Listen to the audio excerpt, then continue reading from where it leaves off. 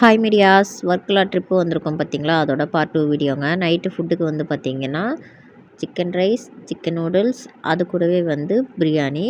நம்ம கேரளாவை சூஸ் பண்ணுறதையே இந்த பிரியாணிக்காக தான் அப்படின்னு சொல்லலாம். அம்மா வீட்டுக்கெல்லாம் நம்ம அடிக்கடி கேரளாவுக்கு ஸ்டார்டிங்லலாம் போயிட்டு வந்தோம் பார்த்தீங்களா, அப்போல்லாம் அந்த பிரியாணி ரொம்ப மிஸ் பண்ணுவோங்க அம்மா வீட்டிலேருந்து வீட்டுக்கு வந்ததுக்கப்புறம்.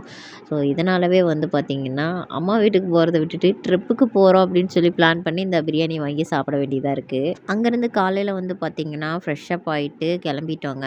ஸோ நிறைய டிஃப்ரெண்ட்டான செடியெல்லாம் இருக்குதுன்னு சொன்னேன் பார்த்தீங்களா, அதில் இது ஒன்று. இதோடைய அந்த இலையே வந்து பார்த்திங்கன்னா ஒரு டிஃப்ரெண்ட்டாக தான் இருந்துச்சு. அங்கேருந்து பார்த்திங்கன்னா சிவன் கோயிலுக்கு கிளம்பியாச்சுங்க. அதுக்கு முன்னாடியே வந்து ஒரு பீச் ஒன்று இருந்துச்சு. ஆப்போசிட் சைடில் வந்து பார்த்திங்கன்னா ரைட் சைடில் பீச் இருக்குது, லெஃப்ட் சைடில் வந்து பார்த்திங்கன்னா ஒரு ஏரி, வாய்க்கால், சம்திங் எனக்கு சொல்ல தெரியல, ஏரி தான் நினைக்கிறேன். ஸோ அது பார்க்குறதுக்கே சூப்பராக இருந்துச்சுங்க. ஃபஸ்ட்டு வந்து ஏரியை பார்த்துட்டு அதுக்கப்புறம் தான் வந்து பார்த்திங்கன்னா பீச்சுக்கு கிளம்பி போனோம். இந்த இடத்துக்கு வந்து பார்த்திங்கன்னா நானும் சிஸ்டரும் மட்டும்தான் போயிருந்தோம். கார்த்தியும் தங்கச்சி வீட்டுக்காரும் வரல. பசங்க எல்லாருமே காருக்குள்ளேயே உட்காந்துக்கிட்டாங்க. அவங்க வந்து பசங்களை பார்த்துட்டு காருக்கு பக்கத்துலேயே நின்றுட்டாங்க. ஸோ பீச்சுக்கு போகிறதா தாங்க பிளானு. அதுவும் வந்து சிவன் கோயில்கிட்ட இருக்க பீச்சுக்கு தான் போனோன்னே, போகிற வழியிலேயே இந்த பீச் இருக்கிறனால சடனாக வந்து காரை நிறுத்திட்டு அந்த பீச்சுக்கும் போயிட்டு வந்துடலாமே அப்படின்னு சொல்லிட்டு தான் நாங்கள் காரை நிறுத்தினோம். பட் பார்த்திங்கன்னா ரைட் சைடில் வந்து பீச்சு, லெஃப்ட் சைடில் வந்து பார்த்திங்கன்னா இந்த ஏரியும் இருந்துச்சா, சரி இவ்வளோ தூரம் வந்துட்டோம் பார்க்காம போனால் எப்படின்ட்டு நாங்கள் 2 பேரும் மட்டும் போய் பார்த்துட்டு வீடியோஸ் எல்லாம் எடுத்துகிட்டு அங்கேருந்து அப்படியே பீச்சுக்கு கிளம்பிட்டோம். பீச்சில் வந்து பார்த்திங்கன்னா மேலே அந்த கல்லெல்லாம் கொட்டி வச்சுருப்பாங்கங்க. அந்த இடத்துல வந்து ஸ்டெப்பு மாதிரி வச்சுருப்பாங்க. அங்கே போகிறப்பயே வந்து கிறிஸ்டின் கோயில் மாதிரி குட்டியாக கட்டி வச்சுருக்காங்க. ஒரு வழியாக அங்கே சுற்றி இங்கே சுற்றி பீச்சுக்கும் வந்துட்டோங்க. காற்று செம்ம காற்று அடிக்குதுங்க, நடக்கவே முடியல. இது வந்து பார்த்திங்கன்னா ஸ்டெப் இல்லைங்க, ஸ்டெப்பு மாதிரி அந்த பாறையில் வந்து செதுக்கி வச்சுருந்தாங்க. ஏரி மேலே போகிற மாதிரி வந்து ரெடி பண்ணி வச்சுருந்தாங்க.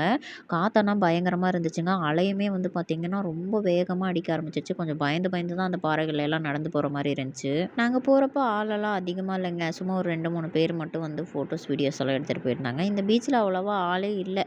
சும்மா காற்று வாங்கிட்டு தான் இருந்துச்சுன்னு சொல்லலாம்.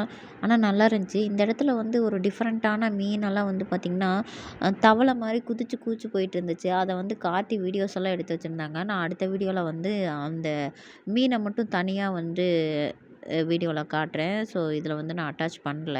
வீடியோவில் பார்த்தாலே தெரியும், கார்த்தி வந்து ஜூம் பண்ணி வீடியோ எடுத்துகிட்டு இருக்காங்க பார்த்தீங்களா, அந்த வீடியோஸ் வந்து கார்த்தியோட மொபைலில் தான் இருக்கும்னு நினைக்கிறேன். ஸோ எனக்கு அவங்க வந்து ஷேர் பண்ணல இன்னும். நான் அந்த வீடியோ வந்து உங்களுக்கு நான் அடுத்த வீடியோவில் ஷேர் பண்ணுறேன். மீன் தாங்க, ஆனால் அது வந்து பார்த்திங்கன்னா தவளை மாதிரி தவி தவி போயிட்டு இருந்துச்சு. நம்ம கையிலேயே போய் பிடிக்கலாம் போல இருக்குது. ஒரு டிஃப்ரெண்ட்டாக தான் இருந்துச்சு.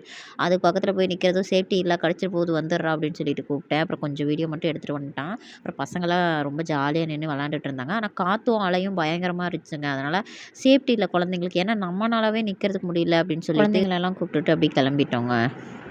நம்ம தான் கிளம்புறோன்னு சொன்னால் டக்குன்னு கிளம்புற ஆளே கிடையாது. அப்படி இப்படின்னு வீடியோஸ், ரீல்ஸு, ஃபோட்டோஸ் இந்த மாதிரியெல்லாம் எடுத்துகிட்டு கொஞ்சம் நேரம் அங்கேயே நின்றுட்டு அதுக்கப்புறம் தான் கிளம்புனோம். பட் குழந்தைங்களுக்காக தான் டக்குன்னு அங்கேருந்து கிளம்புற மாதிரி ஆயிடுச்சு. ஏன்னா அலையும் அதிகமாக இருக்குது, காற்றும் அதிகமாக இருக்குது. ஸோ இப்போ என்னோடய கையில் இருக்கிறது பார்த்திங்கன்னா அந்த கடற்கரை ஓரத்துலேயே வந்து நிறையா இந்த மாதிரி பிளாஸ்டிக்கில் வந்து கிடந்துச்சு. கார்த்தி தான் எடுத்துகிட்டு வந்தாங்க. ஸோ இதுக்கு ஒரு ரீசன் வேறு சொன்னாங்க.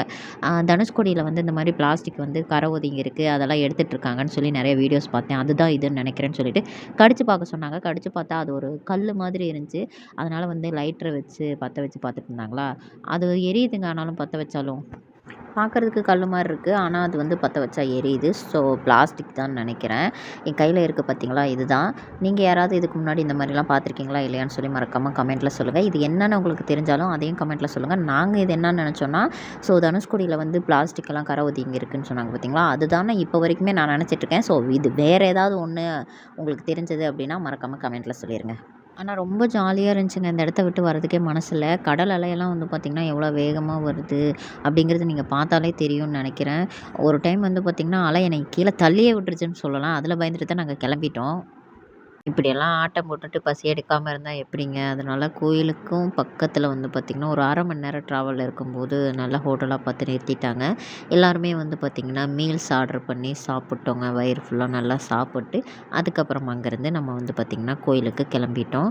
ஸோ சிவன் கோயிலுக்கு போன அந்த வீடியோவை அடுத்த ஒரு லாங் வீடியோலையாவது, ஷார்ட் வீடியோலையாவது நான் வந்து ஷேர் பண்ணுறேன்.